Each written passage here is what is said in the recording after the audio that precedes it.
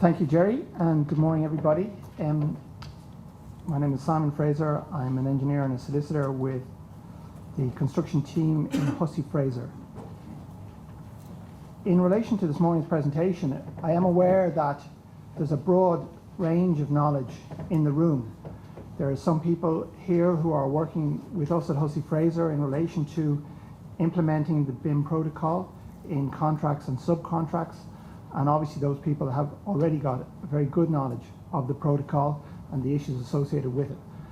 As well as that, there are some people here who are considering taking the step of using BIM and incorporating BIM protocols and want to find out what the issues may be. And we would hope that when all of the presentations have been done, there'll be something for everybody with all those range of experience and knowledge. Just in relation to what I'm going to talk about, I'd like to do some scene setting, and we'll hear quite a lot this morning about what is being done in the UK. The UK government have taken a very positive attitude towards BIM. They've invested a lot of time and money in relation to a BIM strategy, and indeed the CIC BIM protocol is one of the documents produced as part of that strategy. I'd like to talk a little bit about what the contractual landscape here is in Ireland, with particular reference to BIM. In relation to standard form contracts, Jerry mentioned the public works contracts, the PWC contract, and that is the most widely used standard form of contract in Ireland at the moment. I'd also like to provide an overview and introduction, really, as all it can be in such a short period of time, in relation to the CIC protocol, the BIM protocol, what it is and how it could possibly be incorporated in the PWC in order to, as I would see it, improve the contractual environment here in Ireland. The main points I will make is that the PWC suite of contracts, and others indeed, can be made BIM ready with minor amendments. The CIC protocol, while there are holes in it, undoubtedly, and you'll hear more about that this morning, it's not a silver bullet, so doesn't deal with all of the possible issues, but I would say that it is a very good starting point. The benefits of BIM, I don't intend to cover the benefits of BIM because I know you're all well familiar with those, but moving towards BIM will help with collaborative working in the industry, and it's also fair to say that a lot of work has already been done in this area, so why reinvent the wheel? I think we have an opportunity to move in this direction. We've already started. There's a lot of work to be done, but I think that one of the key notes in relation to the whole BIM process is that it provides early high quality information in the construction cycle, and the theory goes that will reduce the level of disputes. I'm not going to talk about BIM or what it is because you all know that. I just put this slide up really to illustrate that when we're talking about the BIM protocol and indeed the PAS 1192.2, we're talking about BIM at level 2, and that's normally shown on this maturity graph. There's the Bew-Rogers graph, which shows BIM at level 2 as being a continuum from CAD and 2D and 3D towards what's referred to as integrated BIM or BIM at level 3, which nobody's too sure, I think, what actually is going to be in that. But we're talking here about BIM level 2.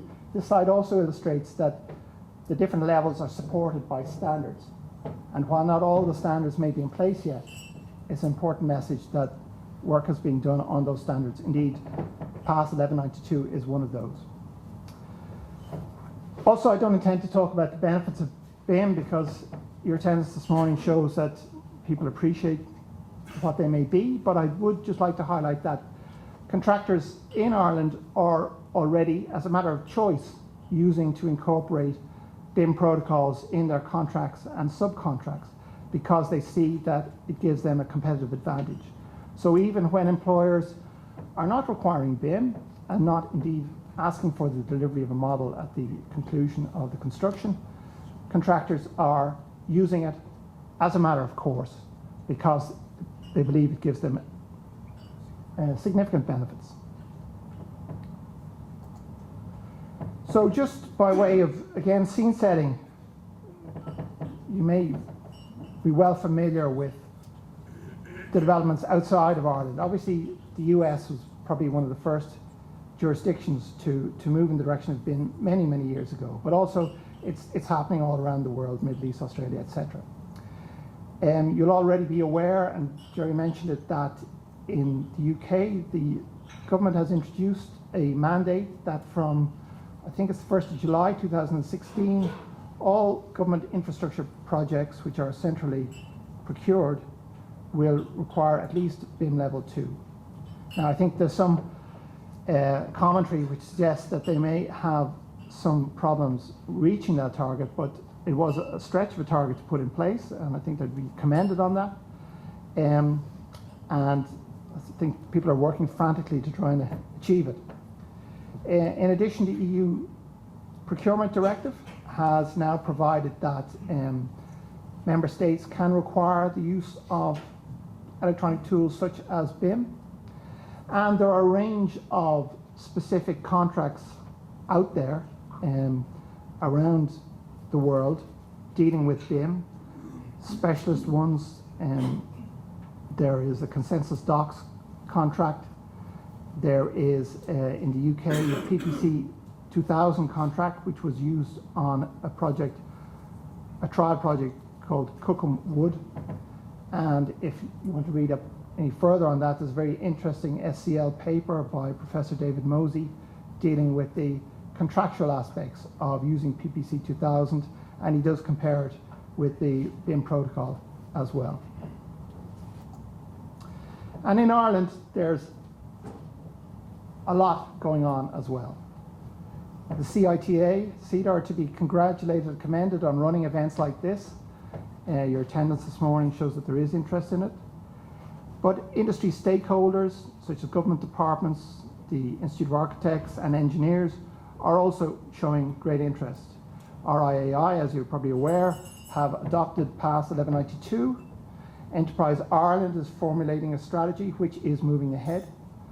Ireland is represented on the European Standardisation Body, and also public bodies such as the HSE, the National Development Finance Agency, and the Grange Gorman Development Agency are all specifying BIM. And as well, large corporate bodies, Intel, Allergen, Kerry Group, etc., are also looking to put BIM into their construction contracts. In Northern Ireland, as we've also heard already, as part of the UK, they have put in place a mandate, a version of the general mandate, whereby by the 1st of April 2016, all construction works above £4.35 million shall be delivered to BIM level 2. And right up to date, in summer 2015, CITA was announced as an honorary member of the CICI BIM hubs network in the UK. That's going ahead too. So a quick view of the PwC contracts, because these are the most prevalent standard form contracts in use here. Formerly, as Jerry also mentioned, we had the architects contract, the RAI, and the engineers Ireland contract. Those contracts are still around. But in 2007, the Department of Finance here introduced these new standard forms known as the PwC.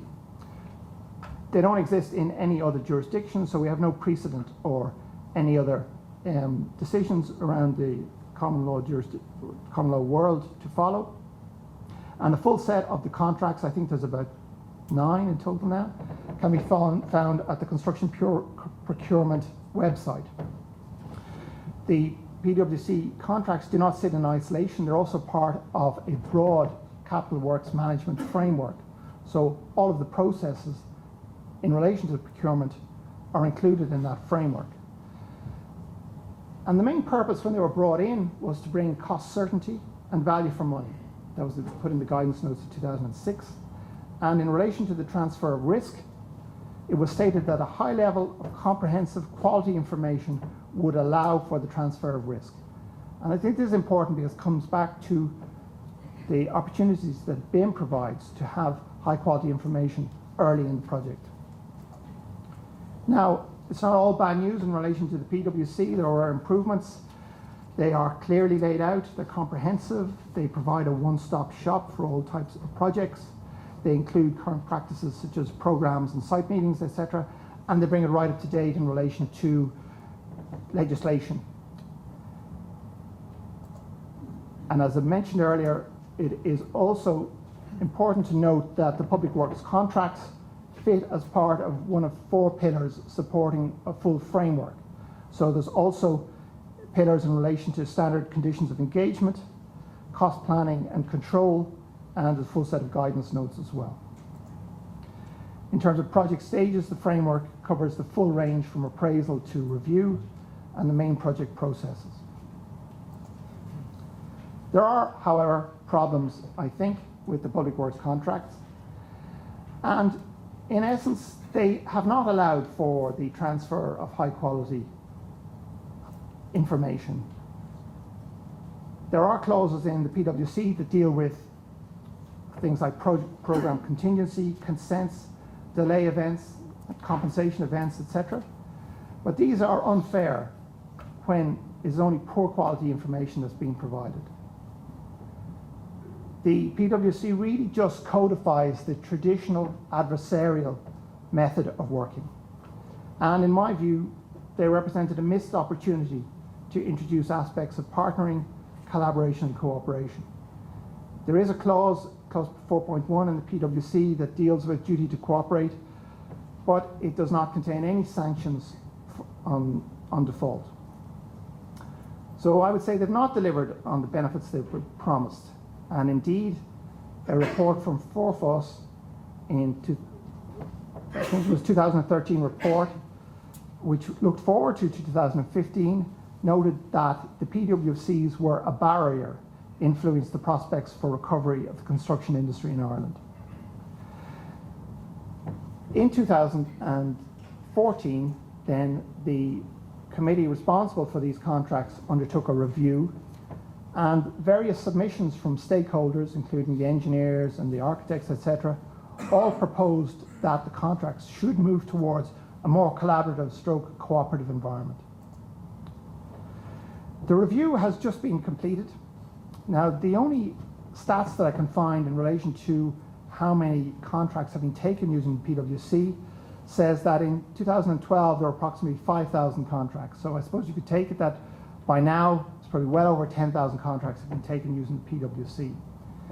And the report on the first review of the PwC was published in December of 2014.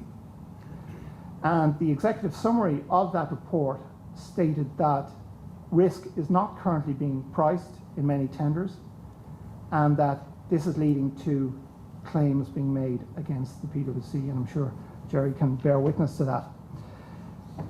It made a number of interim recommendations which are about to be implemented, including status of the bill of quantities, a separate tender for specialist work contractors, and all projects over 2 million to be awarded on the basis of meet, as well as an overhaul of the dispute resolution procedures. However, the opportunity to include anything in relation to BIM was missed in relation to the interim recommendations.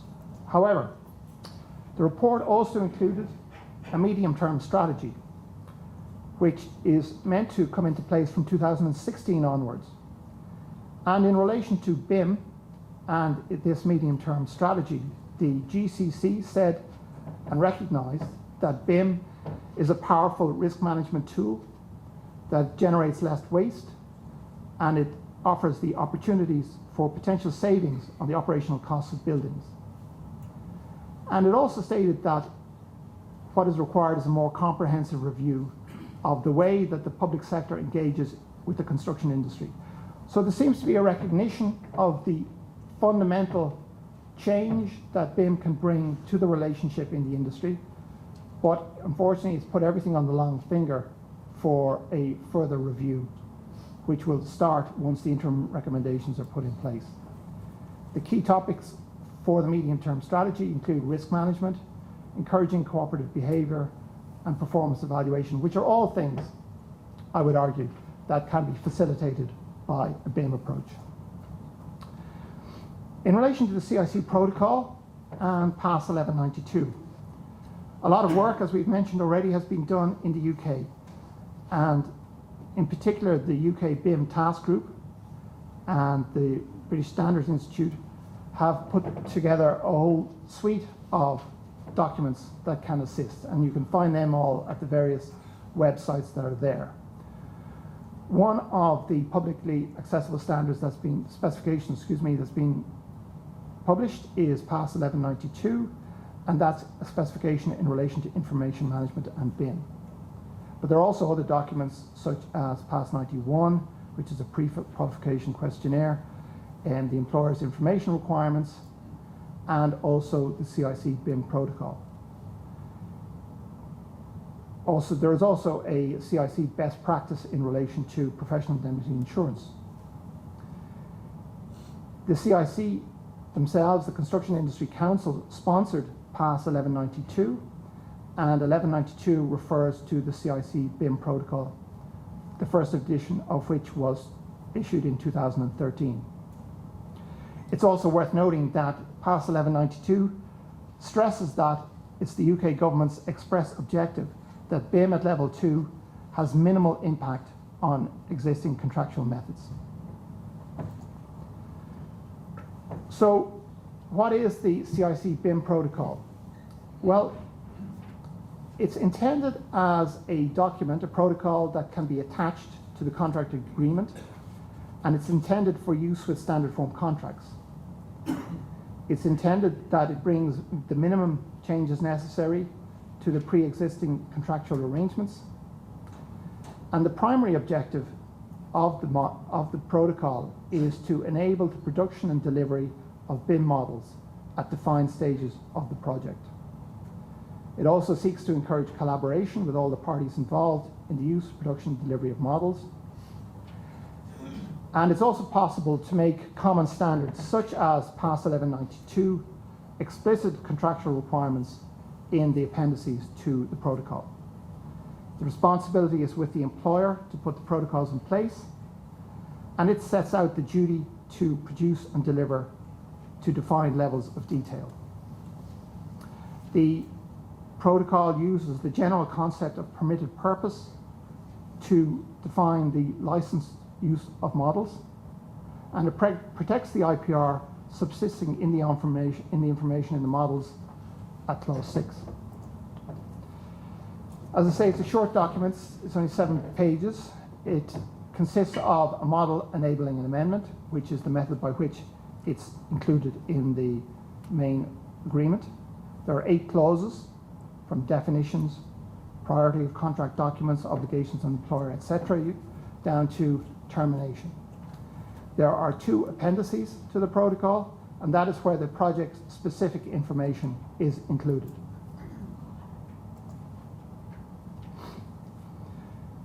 The model enabling amendment, as I say, is the amendment by which the protocol is included in the main agreement. It includes a definition of what is the BIM protocol. It requires that the BIM protocol be listed as a contract document, and it sets out the obligations, benefits, and limitations. So the employer and the contractor shall comply with their respective obligations set out in the BIM protocol, have the benefits of any rights granted to them in the BIM protocol, and have the benefit of any limitations or exclusions of their liability contained in the protocol. As with all contracts and all protocols, it starts off with a series of definitions. Here are some of them here. The agreement is the main agreement between the employer and the project team member to which the protocol is attached. Definition of a federated model is a model consisting of connected but distinct individual models.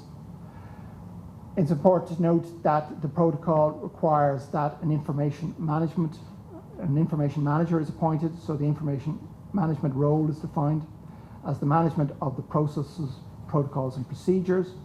The level of detail is set out in Appendix 1. The model is defined digital representation of part of the physical and or functional characteristics of the project, etc. Importantly, it defines the permitted purpose. That's not the full definition here, but the essential bit of it is that a purpose related to the project or the construction, operation and maintenance of the project. So they are the purposes for which the license is granted. And the project team member is a person appointed by the employer pursuant to the agreement. Now obviously we have to be amended for subcontracts where the terminology would be changed. In relation to clause 2, that provides for priority of documents, and it says that the terms of the protocol shall prevail in the event of conflict or inconsistency with any other contract document. The obligations of the employer are set out in clause 3. The employer is required to ensure that the protocol is incorporated into all project agreements which relate to the production and delivery of models. The information requirements and the model production delivery table, which are the appendices, are reviewed regularly. The employer is required to appoint an information manager, and the principal responsibilities of the information manager are the managing of the processes, the initiating and implementing of the project information plan, and assisting in the preparation of the data drops. Clause 4 deals with the obligations of the project team member, the main one being to produce the specified models, and the models are produced by the project team member for which it is a model originator, as set out in the appendix, to deliver the specified models, to use the models produced by others, to comply with the information requirements, and to arrange for to incorporate protocol in any subcontracts. Clause 5 deals with electronic data exchange, and it provides no liability for the project team member for corruption of electronic data after transmission. The licensing is dealt with in clause 6, which deals with the use of the models. Any rights, including copyright, remain vested in the project team member. The protocol grants a non-exclusive license granted by the project team member to the employer to use the license, to use the model for the permitted purpose. And then there is also a reciprocal non-exclusive license and sub-license granted by the employer in respect of other information, so that the project team member can use the information provided by others. The licenses include the right to grant sub-licenses on identical terms to others, e.g. subcontractors, and the licenses can be revoked for non-payment, but that is only to the extent that any license in the agreement can be. There's no right to amend the information provided by others without consent.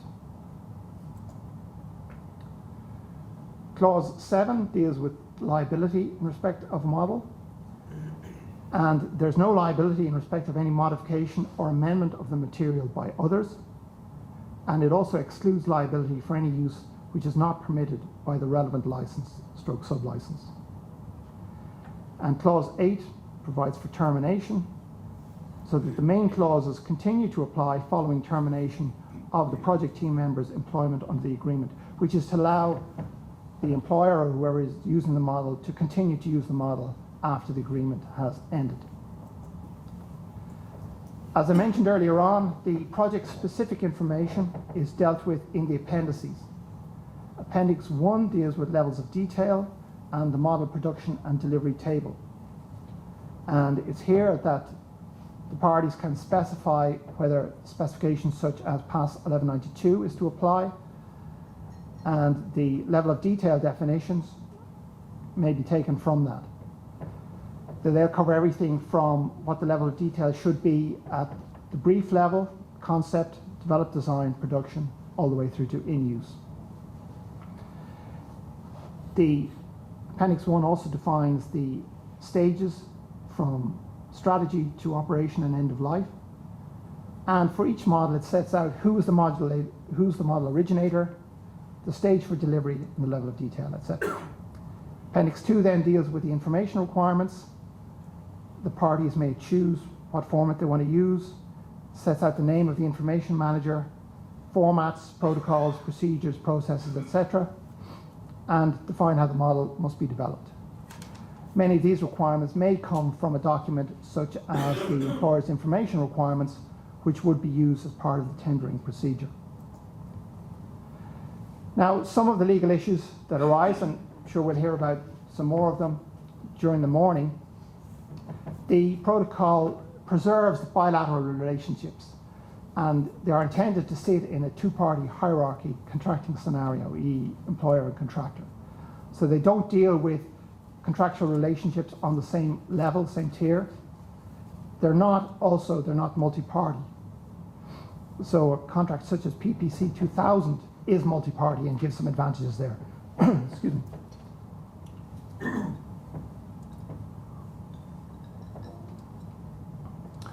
As with all contract documents, the appendices to the BIM protocol are required to be detailed, clearly defined, project-specific information, and some of the duties under the protocol, for instance, the duty to deliver models to a standard of reasonable endeavours, may not be as strong as some employers may wish. In relation to electronic data, as I mentioned earlier, there's no warranty with regard to corruption or unintended amendment, alteration after transmission. And there's also the general principle that the protocol takes precedence over the underlying contract. So it is important that there is consistency between the full suite of contract documents. It's also necessary that designers feel confident about sharing their models with employers and contractors, and that, I would suggest, will only come with experience and practice.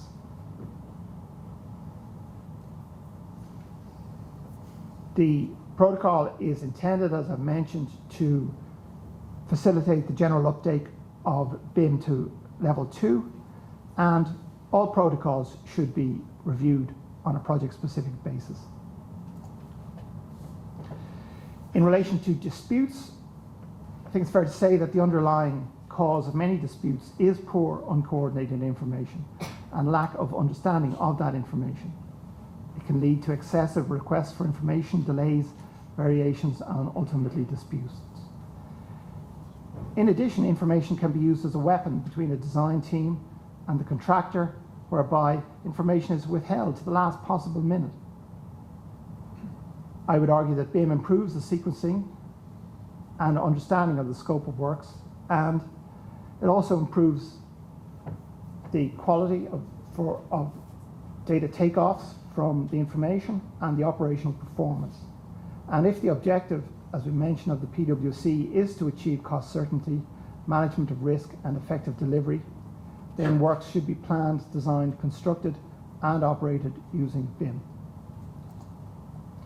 In conclusion, it appears that the Government Construction Contracts Committee do now appear to recognise the significance and importance of BIM and its potential role in improving the procurement environment in Ireland. It is unfortunate that they have put it on the back finger, on the long finger, but their recognition in the recent review does represent some progress. Major amendments are not required to the PwC contract to make them BIM ready. A protocol such as the CITA protocol can be used, or something similar. And my view is that the incorporation of BIM into the PwC suite, and indeed into the Capital Works Management Framework, could assist in the collaborative working in the construction industry. As you've seen, much work has already been done, and this is available to assist. There is an opportunity to improve the contracting environment in Ireland to the benefit of all parties, and I believe that the construction industry is now moving in this direction in Ireland. Thank you.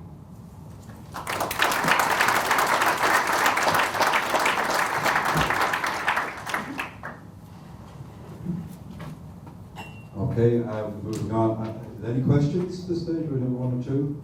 Yes. That's a volunteer. You just give your name and you probably need a mic. Sorry, William Power from Reddy's. Reddy Architecture, sorry. Just when you go back to one of your slides said that the BIM, like the CRC BIM protocol should be attached to the contract or whatever. Yeah. But like when you read the PAS, it says that it could possibly be used. And when you talk to the guys that were involved in actually coming up with the BIM protocol, they actually are quite adamant when they state that it was never intended to be just wholesalely attached to it, to a contract. It's more informative in that, like, this is how we think you should write a BIM protocol for your project, and that not to just actually just go out and attach it to it. That you actually need to look at, get into it and look at it and make sure that it suits your project. That you don't just go and attach it as a thing to it, because it's just might create problems. Like. Yeah, I think that's a very good point. And I did say that it's not a silver bullet, and it would not suggest that anybody would just attach it and say that's dealt with all the problems. I mentioned some of the legal issues there at the end, and undoubtedly May will highlight some other ones. And there are holes in it, so it should be considered carefully in relation to possible gaps, etc. I think when it was drafted, there was some thinking that some other BIM protocols, the standard form protocols, might emerge. But I'm not aware of too much competition in terms of too many other protocols that have come to light. So it represents the most widely considered protocol that's out there. But I would agree with you in that it shouldn't be just adopted willy-nilly. It's important, very important, that it's considered in the context of the overall contracts. We have time for one more question, but there will be a Q&A session after all the speakers. So one more question. Just on the appendix 1 to the BIM protocol, it requires a model production delivery table, and the employer is supposed to provide the BIM protocol.